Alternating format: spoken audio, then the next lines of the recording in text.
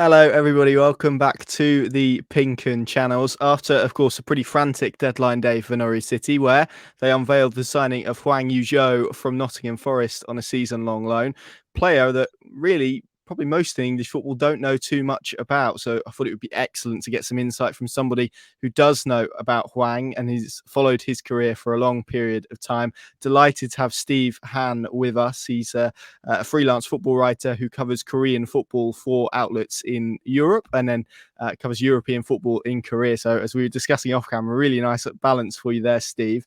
Um, let's talk about Hwang then. A really interesting player, first South Korean, or will be the first South Korean when he eventually does play for Norwich City to do that. So a really landmark thing for him, I guess. What can you tell us about him as a player? Because I think Norwich fans, like me, I guess, have maybe looked at his statistics and his career trajectory and how it's developed, and obviously know he's an internationally recognised striker. What can you tell us about Hwang and the type of player he is, first and foremost? Sure, Connor. So when you look at the Korean national team over the last 10 years or so, when you look at it, on that kind of scale, there's not been a goal scorer who has been more prolific than Hwang Ui-Jo, and that includes Son Heung-min. And obviously, Son Heung-min plays a role for Korea that's beyond just scoring goals. Obviously, he's the captain of the team, so not really a fair comparison. But when you're talking about a goal scoring rate of Korean strikers who've played for Korea over the last 10 or so years, nobody has been more prolific than Hwang Ui-Jo between the period of 2018 and 2012, especially, which that those 4 years have been some of Korea's best years in recent history in Korean football under Paulo Bento. And Hwang Ui-Jo was the leading goal scorer during that period. The disappointment for him was the struggle at the World Cup, obviously, because that 4 year cycle when he was so prolific, the expectation was for him to go to the World Cup and score big goals for Korea, but that didn't exactly happen. Him missing a bit of a sitter against Uruguay in the first game of the tournament obviously drew a lot of criticism. And he's, to be honest, the concern now is that he's been out of form for about a year now. Last season, he's had some struggles. He moved to Olympiacos from France. That was a big struggle for him. Couldn't really get anything going there. And then he returned to Korea. Took him a bit of time to rebound, I guess. But he recovered some of his goal scoring rate, I would say, but obviously not as prolific as he once was.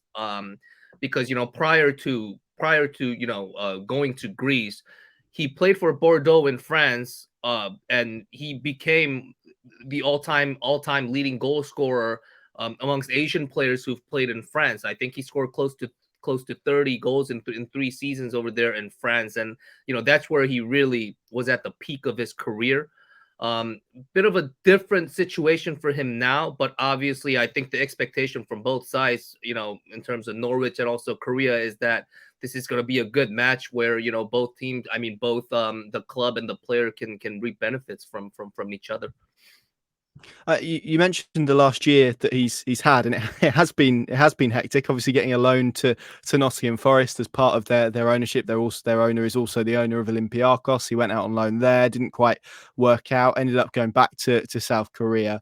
Has that lack of home, that lack of maybe the fact he hasn't been settled, has that contributed to what's been a pretty difficult year for him? Do you think leading up to this move to Norwich?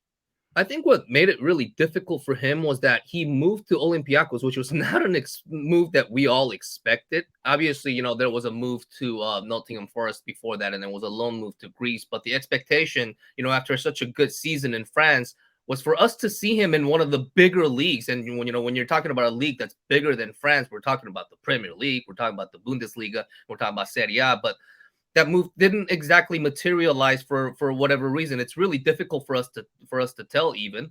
He did end up, earning that move to Nottingham Forest, which happened towards the very end of the transfer market, and then he moved to Olympiacos on loan. I think the fact that he missed preseason at his new club really hurt his chances of maintaining his form. And also at the same time, once he lost form, it was difficult for him to recover. Obviously, I think playing in the World Cup in the middle of the season did not help. And I think also the worst part for him was that I think Olympiacos had an expectation for him to perform immediately, which is understandable given his pedigree at the time when he first joined Olympiacos. But that didn't exactly happen, so they didn't have much patience for him, which is why he had to initiate another loan move back to Korea. So it's going to be very interesting for him. I think he's had a decent preseason with Nottingham Forest this past summer, or he was able to score a goal even, and he made the bench earlier on in the season in the Premier League, I believe.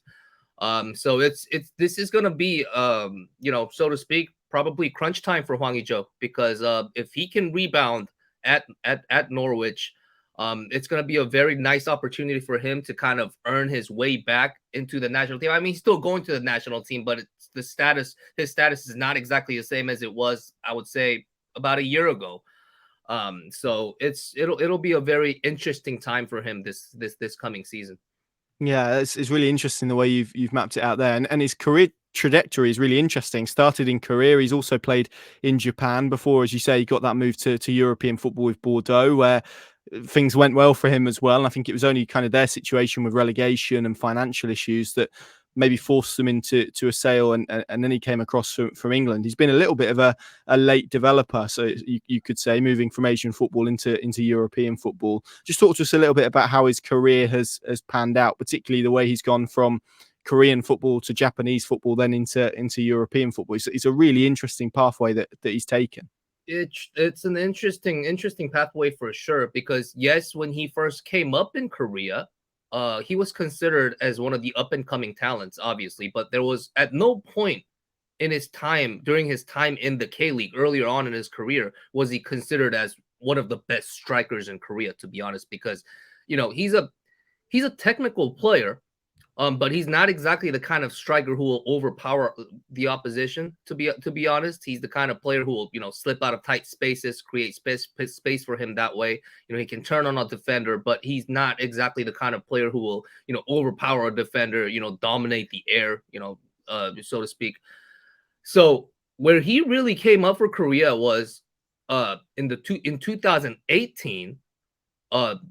He playing at the Asian Games with the under-23 squad as one of the overage players. I think a lot of Europeans are not really familiar with how Asian Games work, but that's how it works. And it's a very important tournament for Korea, because winning the gold medal in that tournament grants military exemption for all these players who haven't served their military duty. And he was the leading scorer at that tournament, and he led Korea to win the tournament. And that's one of the big reasons why, the big interest in Europe at the time was, will Son Heung-min get his military exemption? And Hwang Ui-Jo was actually one of the reasons why they were able to accomplish that. Mm-hmm. So you can imagine the kind of popularity that he must have enjoyed, because he played such an important role in Korea, not only winning a big tournament, but in helping the biggest superstar in Korea to earn what he really needed to continue his career in Europe. So, there's a bit of an interesting aspect there. And by the time he came up for Korea in 2018, which is sort of late, considering his age, to be honest. So he's not the kind of player who really hit the ground running for Korea in his early 20s, to be honest. But, by then he was already performing well in Japan. So things just worked out for him timing wise. And, that's when he was able to earn his move to Europe, and he, pretty much just broke out and became a star for Korea. Yeah, that's really fascinating. It's interesting to hear how it works slightly differently in Asia with those games compared to what it is in European football. It is, as you say, really, really interesting. I mean, and his career obviously took him to England. I'm sure at that point, signing for Nottingham Forest, he probably felt it was his opportunity in English football. So then obviously head to Greece, I'm sure would have been slightly, I don't know if disappointing is the right word, but maybe not what he kind of hoped for when he signed. Why don't you think it has maybe worked for him in English football so far? I don't think he's played a single kind of competitive game. Like you say, he did make some Premier League benches earlier on the season. And I think Steve Cooper, Nottingham Forest manager, has been full of praise for him and his work rate and how he's conducted himself. Why do you think he's been unable to take that next step into Nottingham Forest's starting lineup? I mean, they have signed a lot of players. They've overhauled their team. They obviously got promoted to the Premier League as well. Is maybe those different reasons? What do you make of his time in England so far? His move itself, even last summer when he first got that move to Forest, it was a bit of a strange move, to be honest. Because I mean, if he were to join Nottingham Forest, join their first team, and compete for place in the first team, I think a lot of us would have understood what that move was about. But immediately after that move, he was loaned to Olympiacos, and we felt like that was a very strange move. I mean, nothing against Olympiacos, but that was not the kind of move that we expected at the time. And the interesting thing about that is we already had a Korean player at Olympiacos named Hwang Ui-Jo, who's one of our best, midfield players. But even then, for Hwang Ui-Jo, it was a little strange to see him go there. Considering the kind of success he enjoyed in France, I think the expectation for all of us was that he would join one of the first teams in Europe's top 5 leagues at least. And I think the reason why it hasn't exactly worked out for him in Nottingham Forest was it almost seemed like there was never really a plan for him to utilize him at Nottingham Forest. Maybe it was a precursor move to kind of have him join Olympiacos because obviously the owner situation is they share the same owner between Nottingham and Olympiacos. So yeah, that move itself didn't exactly feel like Nottingham were acquiring him with the purpose of actually having him as one of the key players for the first team. And when you look at the makeup of their squad, with Chris Wood and things of that nature, I just don't think he stylistically was a good fit for Nottingham Forest. And as you can see, he barely had a chance to play there, and now he's with Norwich. So the hope is that he could revive his career at Norwich, because it seems like Norwich at least had a very strong intention or willingness to sign him to be able to use him. So that's obviously a positive. Yeah, and you mentioned stylistic. It's been interesting. David Wagner, Norwich head coach, has spoken already about how he sees him fitting into his style, and he likes to go and press teams high. I mean, from your knowledge and experience of watching Hwang over the years, is he that type of player? Is he very intelligent in terms of pressing? And I don't know how much of Norwich you've seen, and I'll forgive you if it's none at all, but you must feel that in the Championship and a Norwich side, there's a real, as you said, it's a really important moment in his career, but it's also a really big opportunity for him as well.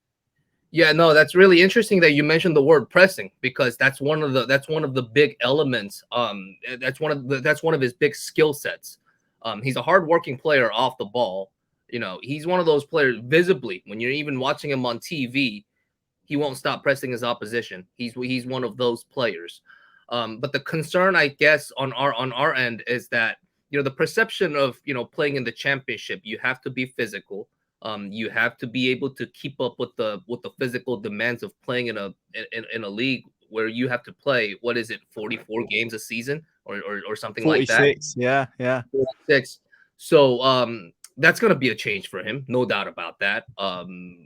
That's the kind of intensity that he never experienced in Korea or Japan or probably even France. So that's going to be a change for him. But obviously, like I said, the concern is the Championship. We know the Championship is a very physical league, and he's not the kind of player who's very physical. I remember speaking with a member of a coaching staff at an MLS team in America.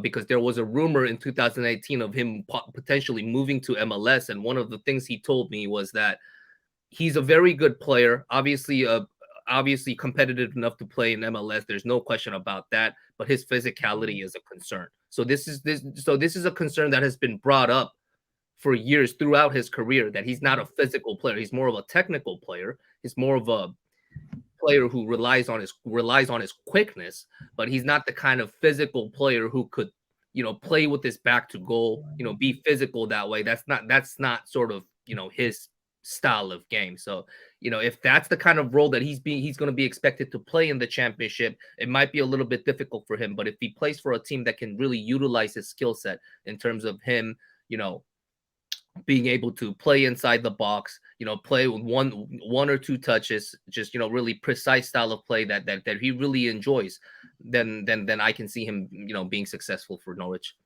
Well, Norwich do play with a front two, and they've got an experienced player called Ashley Barnes, who I'm sure you're familiar with, a lot of Premier League experience, and he has kind of been their option who comes a little bit deeper and does use his physicality. And then I guess Hwang will occupying the role that Josh Sargent was, where it's about kind of stretching the play and getting in behind and pressing quite relentlessly. So it's going to be really interesting to see how that works and that dynamic plays out. Just in terms of him internationally, I mean, how has his career with South Korea developed on the international stage? Interestingly, he's got Jurgen Klinsmann at the moment, which is obviously a name that a lot of English football fans know. But it's interesting to say maybe the best period of his international career was prior to Klinsmann arriving. I don't think he's been in post that long, has he? So how has his kind of relationship and career on the international scene developed? Yeah, like I said, there's no doubt that over the last 4 or 5 years, there has not been a striker who has been more prolific than him. When you I'm not sure what it would look like now, after about 4 games that Korea has played under Jurgen Klinsmann. But I wouldn't be surprised if he's still the goal scoring leader for Korea over the last 4 or 5 years. I think he scored about 15 goals for Korea, which is quite impressive. But with some of the strikers that are coming up in Korea now, Oh Hyun-gyu, who plays for Celtic, he's becoming one of the star players for Korea, and Jo Gyu-sung, who became a star player during the World Cup with his brace against Ghana, playing for Midtjylland in Denmark.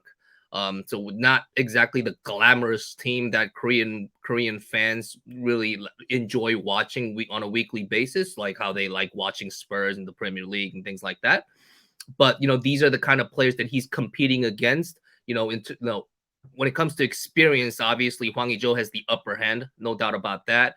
But a lot will depend on how he'll perform for Norwich. To be honest, he continues to get selected for the national team. He did mention that he had a chat with Klinsmann about his goal scoring drought, because it's been up until he started scoring goals for FC Seoul a couple months ago. There was a very long goal scoring drought for him. Klinsmann, according to Hwang's words, was very complimentary of his skills, and he just told Hwang, "You just have to be patient. It's the fate of the goal scorers to have these goal scoring droughts at some point in your career." So I think Jurgen Klinsmann will continue to select him as long as he plays for Norwich. So we'll just have to wait and see. It's a bit of a strange situation for him with Korea right now, because a lot of people consider him as one of the main strikers for the national team, but also at the same time, competition, it's been as stiff. I don't think he has faced the kind of competition for the national team over the last 4 years that's as stiff as it is right now. Because when you really consider it, Son Heung-min is the kind of player, just like how he's playing in the Premier League this season, he can also slot into that striker position and play up front for Korea as well. So a lot will depend on how he'll play for Norwich, I guess. Yeah, and that all feeds into what you said right at the start about this being a really important moment for him and his career. I'm intrigued because it's interesting when Norwich sign players that, as you said, as I said, they've not had a Korean before. They've had a couple of Asians before, but never a South Korean. How has the move been received over there? Has it been picked up at all? Is there an opportunity that suddenly there's going to be quite a few Korean football fans who are interested in Norwich City? How do you think that will develop over the next few months? It caught a lot of people by surprise, I think. One of the big reasons was it almost seemed like it was pretty much accepted that Hwang would be playing for Nottingham Forest. Whether he gets on the pitch or not is another matter, but I think we all kind of accepted that he would be there this season. But that loan move to Norwich, it happened quite late. I believe it happened just before the close of the transfer window. So that was the big surprise. In Norwich has the reputation in Korea as being Teemu Pukki's team. To be honest, he's a player that we're very familiar with, just because of the goal scoring, the rate that he enjoyed when he played in the Premier League. Obviously playing in MLS now, also playing alongside another Korean player in Minnesota, which is very interesting for us. But yeah. The expectation for Korean fans and media alike is, honestly, if he can replicate even half of what Teemu Pukki did for Norwich when he was at the peak of his career, Pukki, then that's probably the best scenario for Hwang Ui-Jo. And I guess it's interesting from Norwich's perspective, because it opens up a new market of fans. I'm like you say, it's interesting to hear kind of the perception of Norwich in Korea, and I think it will surprise a few people that there is one. To be honest, but it's an opportunity to attract people to watch their games because there's someone that they kind of know and associate playing for them now. Yeah, no doubt about it. And if they earn promotion back to the Premier League, I think it'll be really big news in Korea. Not exactly sure if championship games will be aired on TV in Korea because of this move, but that wouldn't surprise me because we live in a day and age where pretty much any football league is aired in Korea, to be honest with you. Korea is one of the very few countries in the world where you have access to all watching all these leagues pretty much at no cost or very little cost. They even air MLS games now in Korea, that was prior to Messi going. So it's very so I wouldn't be surprised if at some point we start seeing Norwich on TV in Korea, or maybe as early as within the next couple of weeks. So yeah, there's no doubt that the following will be there. How big the following will be, in the immediate future, I'm not sure, but you're definitely going to see Korean media providing coverage of Norwich going forward, and especially if Hwang Ui-Jo starts scoring goals for Norwich, there's no doubt that the coverage will be quite extensive. Oh, interesting. And just finally, then, I mean, for you as someone who's followed his career for a long period of time, what would be a successful loan move for Hwang at this stage of his career? What do you think, if he was at the end of the season looking back on his Norwich career, do you think would make him sit down and go, do you know what, I've done quite well there? If he can score close to 10 goals, I mean, I think the expectation should be for him to score more than 10 goals, hit double digit, to be honest. But, because he joined quite late, because he wasn't part of the team during preseason, which I think is very important for a player like him, because, you know, his production will depend a lot on how his chemistry with the rest of the team. So that's going to be a challenge for him. But if he can score close to 10 goals and really earn his way back into becoming the main striker for Korea, then that would be a big success for him, and that would be considered as him meeting expectations for Korea. Not exactly sure what the expectation is on Norwich's end. Maybe they expect him to score 20 goals a season. Maybe they expect him to score at least 10 to 15 goals a season. Obviously, that's a situation that we all expect as well. But considering his form over the last 12 months or so, I think if he can score anything close to 10 goals, meaning more than 7 or 8 goals this season, that will be considered at least a moderate success for Hwang, to be honest. Yeah, I think we'll take that. Steve, thank you very much for joining us. Thank you very much for your insights. It's been lovely to have you on. I'm sure we'll keep up to date throughout the season, and as Hwang plays, because I think everyone over here and in Norwich is as intrigued as everyone in Korea to see how this loan move develops. Thank you very much for joining. Thank you all very much for watching, and we'll see you again very soon.